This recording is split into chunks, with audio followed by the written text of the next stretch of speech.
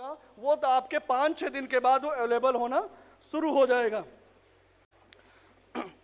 Then अगर हम आगे बात करें कि फसल उत्पादन को कैसे बढ़ाएं, तो फसल उत्पादन, क्योंकि ये लंबा प्रोसेस है, आपको ये फसल उत्पादन बढ़ाने के लिए जैसा मैंने बताया जीवामृत का उपयोग करना है। जीवामृत के उपयोग के लिए आपको ये ध्यान रखना है कि जब भी आप जीवामृत का उपयोग करें, दो तरीके इसमें भी मैंने बताया। एक तो आपको बुआई के पहले या बुआई के बाद जब जर्मिनेशन हो जाए, आपका फसल निकल आए, तब पानी के साथ मिला के दे दें। जहां भी आप सिंचाई कर रहे हैं उसमें आप मिला के दे दें। अगर आप फ्लड इरिगेशन कर रहे हैं तो एक ड्रम आप जहां से पानी आपके खेत में आता है वहां आप टांग दें और उसमें हल्का सा छेद कर दें। ड्रॉप ड्रॉप धीरे धीरे वो उस पानी में मिलता रहेगा और आपके पूरे खेत में वो फैल जाएगा। दूसरा विधि ये है कि जीवामृत को आप फसल के ऊपर स्प्रे कर सकते हैं। तो फसल के ऊपर जब स्प्रे करें, क्योंकि ये ध्यान रखें जब फसल के ऊपर स्प्रे करते हैं उसको छानना बहुत जरूरी होता है, तो उसको अच्छी तरीके से छान लें और आपका स्प्रेयर प्रॉपर वर्क करेगा। उसमें 10% की दर से आप उसको स्प्रे करें और स्प्रे करने के बाद याद रखें सुबह या शाम को करना है, दोपहर के समय कभी भी जीवामृत का स्प्रे ना करें। तो जब सुबह शाम कर लेंगे, अब ध्यान रखना है कि इसका स्प्रे जो भी करेंगे वो हर 15 दिन के बाद, जब भी करें 15 दिन के बाद उस जीवामृत का स्प्रे आप करते रहें। अगर जो किसान भाई ड्रिप का प्रयोग कर रहे हैं, स्प्रिंकलर का प्रयोग कर रहे हैं, तो वो अपने जो टैंक है, जब स्प्रिंकलर ड्रिप का प्रयोग करते हैं उस टैंक में जहां प्रोविजन होता है, बेंचुरी होती है, वहां उसको डाल दें, मिला दें। धीरे धीरे वो स्प्रिंकलर के थ्रू या फिर आपके ड्रिप इरिगेशन के थ्रू प्लांट टू प्लांट वो मिलता रहेगा। सबसे सही तरीका यही है कि जो हम खेतों को पानी से भर देते हैं उसको त्याग कर स्प्रिंकलर और ड्रिप का प्रयोग करें। तो जब आप स्प्रिंकलर और ड्रिप पर जाएंगे, जाहिर सी बात है सूक्ष्म इरिगेशन की पद्धति है, तो उसमें आप जीवामृत का एप्लीकेशन ऑटोमेटिक कर सकते हैं। जैसे भी आप करेंगे उसका प्रभाव आपको दिखने लगेगा। तो इस तरह से अगर देखें जीवामृत और घन जीवामृत एप्लीकेशन से, तो लगभग मृदा की कार्बनिक पदार्थ में अगर देखें, वैज्ञानिक आंकड़े कहते हैं, मैं नहीं कहता, ये वैज्ञानिक आंकड़े कहते हैं कि आपके क्षेत्र में जिसके भीतर 4 लाख किसान, 4 लाख से ज्यादा किसान आज जुट चुके हैं। मंत्रिमंडल के मेरे वरिष्ठतम सहयोगी, प्रदेश के कृषि और कृषि शिक्षा को जिन्होंने एक नई ऊंचाई दी है, ऐसे कृषि और कृषि शिक्षा विभाग के मंत्री श्री सूर्य प्रताप शाही जी, प्रभारी मंत्री कानपुर श्री योगेंद्र उपाध्याय जी,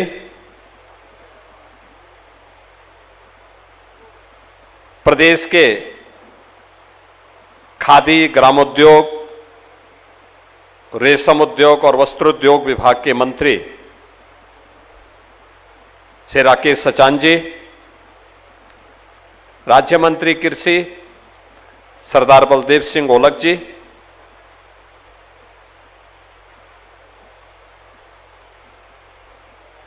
राज्य मंत्री उत्तर प्रदेश सरकार श्रीमती प्रतिभा शुक्ला जी, महापौर श्रीमती प्रमिला पांडे जी, अध्यक्ष जिला पंचायत श्रीमती स्वप्निल वरुण जी, माननीय सांसद श्री रमेश अवस्थी जी,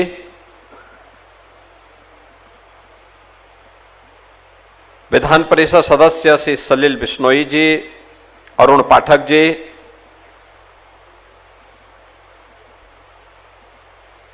राज बहादुर सिंह जी, मान्य विधायक गण महेश त्रिवेदी जी, अभिजीत सिंह सांगा जी, सुरेंद्र मैथानी जी, नीलमा कटियार जी, राहुल बच्चा सोनकर जी, विधान परिषद सदस्य अविनाश सिंह चौहान जी, माननीय विधायक श्रीमती सरोज कुरील जी, भारतीय जनता पार्टी के क्षेत्रीय अध्यक्ष श्री प्रकाश पाल जी, कानपुर ग्रामीण के अध्यक्ष श्री उपेंद्र पासवान जी, कानपुर उत्तर के अध्यक्ष अनिल दीक्षित जी, प्रमुख सचिव कृषि श्री रविंद्र कुमार जी, कुलपति चंद्रशेखर आजाद कृषि और प्रौद्योगिकी विश्वविद्यालय प्रोफेसर संजीव गुप्ता जी, कानपुर दक्षिण के अध्यक्ष श्री शिवराम सिंह जी, हमारे प्रगतिशील कृषक श्री भारत भूषण त्यागी जी, गौ सेवा आयोग के अध्यक्ष श्री श्याम बिहारी गुप्ता जी और उपस्थित हमारे सभी प्रगतिशील अन्नदाता किसान बहन और भाइयों, भारतीय जनता पार्टी के हमारे पदाधिकारीगण और उपस्थित बहन और भाइयों, मैं सबसे पहले इस प्राकृतिक खेती कार्यशाला के लिए कृषि विभाग, चंद्रशेखर आजाद कृषि और प्रौद्योगिकी विश्वविद्यालय और सहभागी बने हुए सभी अन्य संबंधित संगठनों और पक्षों को हृदय से धन्यवाद देते हुए देश के अंदर सबसे अधिक समय तक निर्वाचित प्रधानमंत्री के रूप में कार्य करने के एक नए कीर्तिमान को स्थापित करने के लिए प्रधानमंत्री मोदी जी का हृदय से अभिनंदन करते हुए उत्तर प्रदेश वासियों की ओर से उन्हें बधाई देता हूं और उनके यशस्वी नेतृत्व में भारत आस्था, अर्थव्यवस्था के सुशासन और समृद्धि के नित्य नए प्रतिमान को स्थापित करे, इसके लिए प्रभु श्री राम से प्रार्थना भी करता हूं। बहन और भाइयों, गत 12 वर्ष में हमने बदलते हुए भारत को देखा है। एक ऐसा भारत जो आज बिना रुके, बिना टिके, बिना झुके, बिना थके अपनी विरासत को भी, अपने विकास को भी मजबूती के साथ आगे बढ़ा रहा है।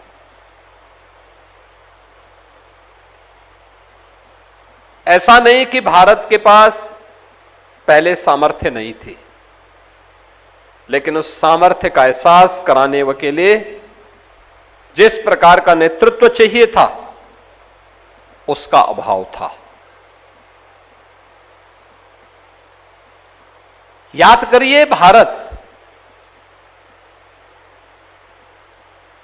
आज से 2000 वर्ष पहले भारत की प्रगति की जब हम चर्चा करते हैं तो दुनिया की अर्थव्यवस्था में भारत की हिस्सेदारी 44% थी। आज से 400 वर्ष पहले आक्रांताओं और मुगलों के लूटपाट के बावजूद भी भारत की ग्लोबल इकोनॉमी में हिस्सेदारी, यानी दुनिया की अर्थव्यवस्था में हिस्सेदारी 24% तक थी। लेकिन जब तक हम अपने संसाधनों पर, अपने अन्नदाता किसानों पर, अपने व्यापारियों पर, अपने नौजवानों पर और आधी आबादी के सामर्थ्य पर विश्वास करते थे, तब तक भारत समृद्धि की ऊंचाइयों को प्राप्त करता रहा। जब हमने नकल करना प्रारंभ कर दिया, विदेशियों की नकल करना प्रारंभ कर दिया, तो हम लगातार पिछड़ते गए और जो कभी भारत दुनिया में धन धान्य के लिए जाना जाता था, अपनी समृद्धि के लिए जाना जाता था, वही भारत विपन्न होते होते जब ये देश आजाद हुआ तब भारत की अर्थव्यवस्था, दुनिया की अर्थव्यवस्था में भारत का हिस्सा मात्र 2% रह गया था। आप सोचो ना, दुनिया की हर 18-19 व्यक्ति, 100 में से 18-19 व्यक्ति भारत के अंदर रह रहा है। लेकिन हिस्सेदारी हमारी मात्र 2% रह गई। तो हमें विपन्न होना ही होना था, गरीब होना ही होना था। और आज आपने देखा होगा 12 वर्ष में प्रधानमंत्री मोदी जी के नेतृत्व में जब हमें अपने सामर्थ्य पर विश्वास हुआ,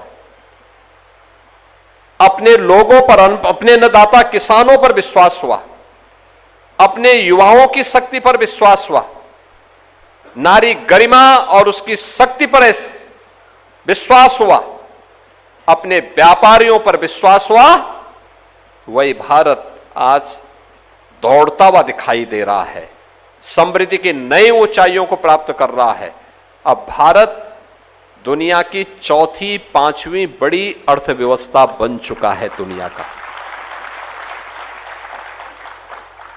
अब भारत बीमारू नहीं है, विकसित बनने की दिशा में तेजी के साथ दौड़ने वाला भारत है।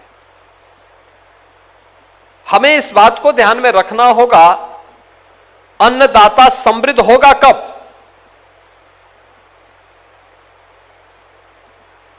कौन कारक थे जिसने हमारे अन्नदाता किसानों को इतनी समृद्ध भूमि होने, इतना जल संसाधन होने के बावजूद भी विपन्न बना करके आत्महत्या करने के लिए मजबूर किया? वे कौन से कारक थे?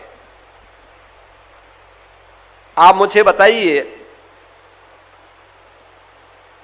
आप कोई व्यापार कर रहे हैं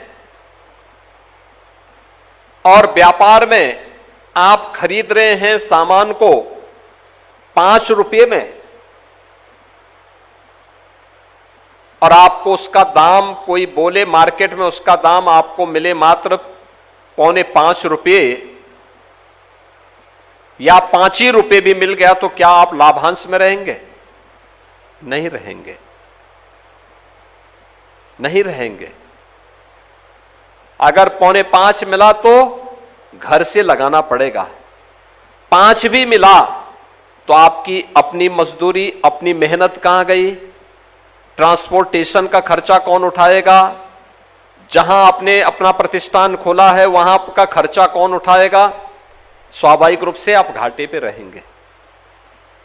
आपको मुनाफा कमाने के लिए क्या करना होता है? अगर 5 रुपये में आपने सामान खरीदा है तो उसके साथ आप जोड़ते हैं अपनी मेहनत को, उसके साथ जोड़ते हैं